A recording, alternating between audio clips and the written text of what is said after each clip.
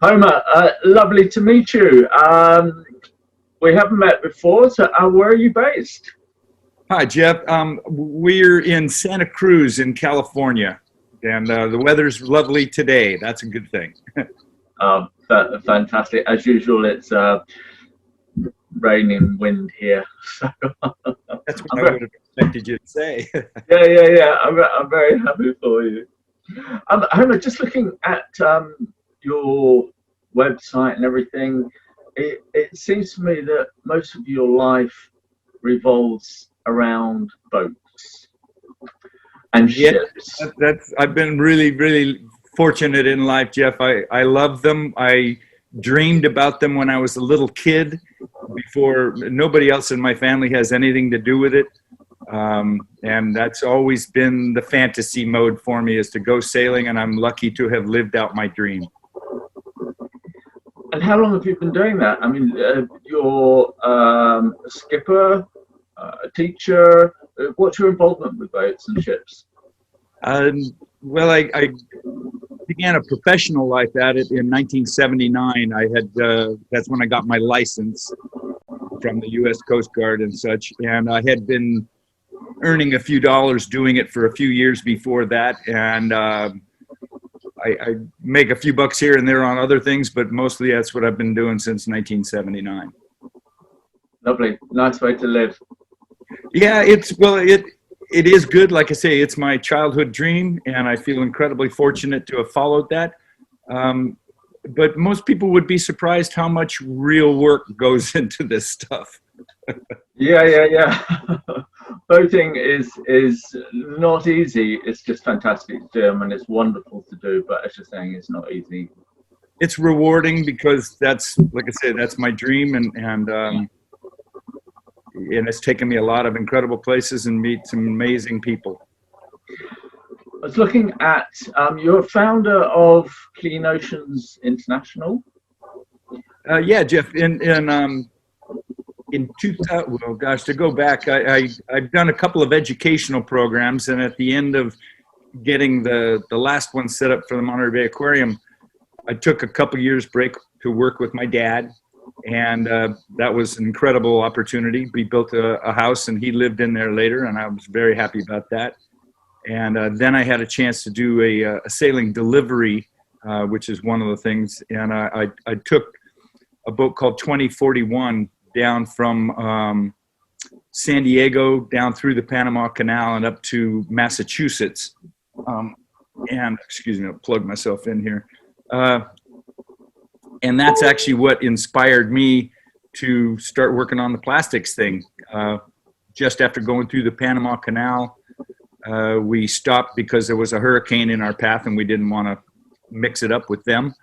So we stayed in Panama for a few extra days, and off on a little tiny postage stamp of an island that was absolutely covered with plastic trash, I took inspiration to see if there was something I could do. When I got home from that trip, connected with a few other folks, and the organization came up first as the Clean Oceans Project. And then a couple of years later, all of the other crew went to greener pastures, definitely. I stuck around, and the organization morphed into Clean Oceans International within a couple of years, and so far so good.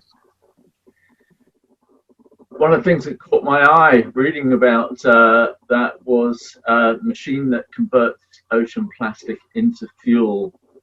I mean, that sounds quite incredible. Can you tell us a bit more about that? Sure, and that has become basically the centerpiece of our concepts, what we hope to do, and let me clarify for sure that it's not just ocean plastic that it'll convert; it's plastic waste in general, and our idea right now is to shrink that technology. Currently, it's most common. About the size of a football stadium or so, a huge operation processing hundreds of tons a day, and that's great. However, most of the world doesn't have access to that, and so that's what we've been doing, is trying to shrink the size of it and the cost of it. And we're not actually doing it ourselves. We're trying to work with engineering types and that sort of thing anywhere we can to learn how to do it and promote the idea that they could make them in what we call portable plastic to fuel conversion, so that any size community anywhere on the planet then would have a method of dealing with their plastic waste. How close do you think you are to achieving that? Well, it's really nice that the technology is something we don't have to invent. We've had a couple of small, micro even sized converters made. We currently have 3 converters. The tiniest one is, I guess about 8 inches by 8 inches, and then the cooling chamber is about 12 inches tall, and that's the smallest one. The second one is our friend Nakajima-san in Japan built, and it's about the size of an older model desktop computer. And then the third one is about the size of a large picnic table or so, and that will process about 10 pounds per hour. So the technology works. Now we're trying to get our machines kind of redone so that we can certify the safety. Our new partner, Oregon State University, is doing that when COVID settles down and lets them back in the classroom. And so it's actually basically ready to go. And what we need to do now is create a market for it, so that anyone who wants to manufacture it will be able to earn a living by doing so. Right. Fingers crossed for you. I mean, yeah, what an amazing thing to achieve. I mean, how many people globally are actually working with you on this? That's a really interesting question. So at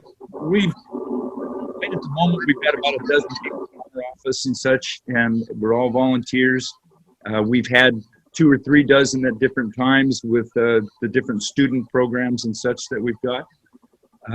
We've got our partners at Oregon State. Again, Nakajima-san over in Japan and his group. And we've managed to kind of darken the doorsteps of people in a number of different countries that are all interested in what we're trying to achieve and are basically kind of on standby waiting for us to get it done. Yeah. Plastic pollution, it's shamedly, it's part of our everyday lives now. Do you think we're ever going to win this battle of this plastic legacy within generations to come? Or do you think it'll last longer than that? Well, that's a great question. And one of the things that I believe is relevant is that people don't really understand that plastic has been around for about 1 human generation. It was kind of invented, if you will, developed about 100 years ago. And approximately 60 years ago, 65 years ago or so, when I was just a baby, is when the plastic revolution basically began. And Life magazine had a cover story called Throwaway Living, I believe. Yeah, Throwaway Living. And showing a housewife with dishes and forks up in the air, and I don't have to do the dishes anymore. And that's really when it began. So it took 1 human lifetime and most of the people on the planet to create the mess that we're in. I would be surprised if we could really turn it completely around in anything less than that, and with any less cooperation than that. That is, I think it's going to be 60 or 80 more years before we're out of the woods, if you will.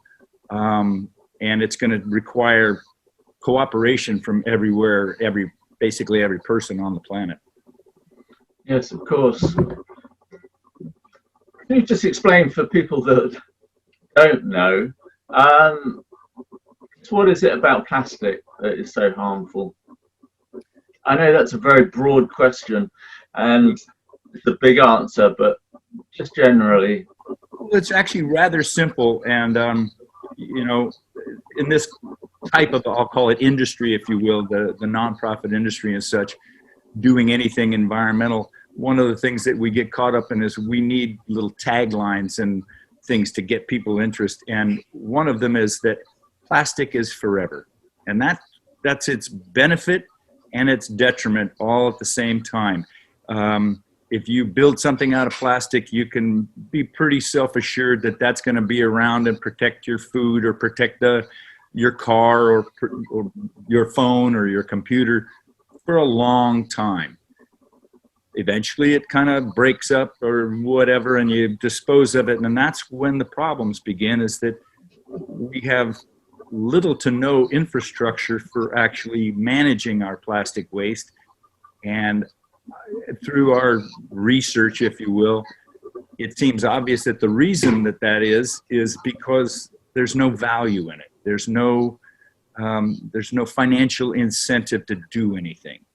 And that's basically at the core of what we're trying to do is provide an opportunity for these small scale plastic to fuel converters to be in any size community, because A, they want to clean up the plastic, and B, or maybe it's the other way around. A, they want to make a dime. They want to make a nickel. They want to make a dollar.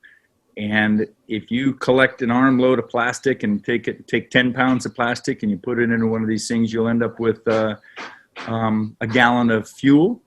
And that has a very distinct monetary, value. And that, we believe, will motivate people to deal with it, whether they're concerned about the environment or not. Everybody needs to pay the rent and put food on the table. And in most of the places where plastic is a real problem, they are generally the places where the economics are also a problem. Developing countries and the third world, as they say. And so a dollar is worth more to many of the folks at that economic strata. And so the motivation is greater. And that's basically the whole concept in a nutshell. If we make dealing with plastic waste financially attractive, we have faith in humanity that they'll go out looking for that dollar, and the planet will benefit. Yeah, and that comes right down to the individual as well, doesn't it? It always does, doesn't it? Yeah. And then collectively, it requires a lot of us individuals to be able to motivate the governments of our particular countries to take legislative action and governmental action to make that easier for people to deal with it. Yeah. Are you spending much time at sea these days? Lately, we're doing just like everybody else and watching a lot of video at home and working in the garden and getting in and out of the grocery store as quickly as we can. Yeah, no, that's horrible. So we've got a boat that we're trying to make involved in this whole program, and we just had to basically tie it up at the dock and wait it out until it's time to put people on board and go do this stuff again. Yeah, it may be very soon. I mean, tell me, what is it that you love about the oceans that's driven you to dedicate your life to it? It's the oceans have been incredibly significant in my life. They've been entertainment for sure ever since I was a little kid, just splashing in the water, surfing, diving, sailing for fun. And then, of course, when I got into my early 20s is when I got my my licensing and such, and then I began to earn a living at it. It was the place that I would go to collect my thoughts, just stare out over the horizon and let, my heart rate go down for whatever was going on in my life at the time. So it's just been kind of everything. And I've been fortunate enough to be raised in a seaside town and visit many of them in the course of my work.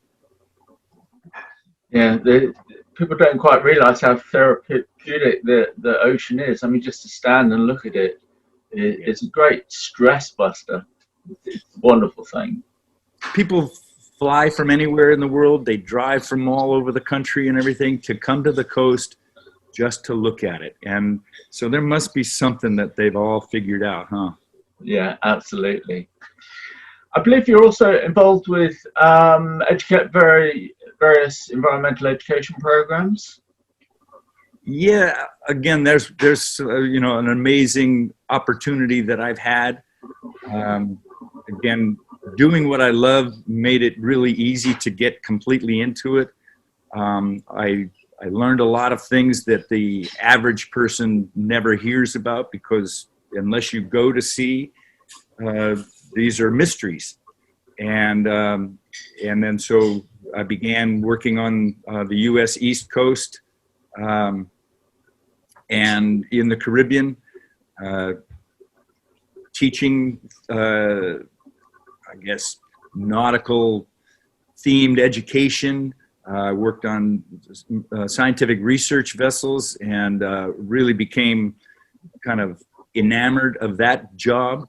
I loved working with the scientists. I loved seeing the marine life and seeing the mysteries of the ocean, whether I ever figured out what was going on or not, but just being witness to some of the strange things that can go on out there. And so, yeah, it's been an incredible opportunity, and to work on other people's programs, and then to watch young people, especially, develop during the process of a voyage. I was fortunate enough to do one voyage in 1989 from New York City to Bermuda. We picked up all the students in Bermuda, sailed across the Atlantic to the Azores, and then on into the Mediterranean.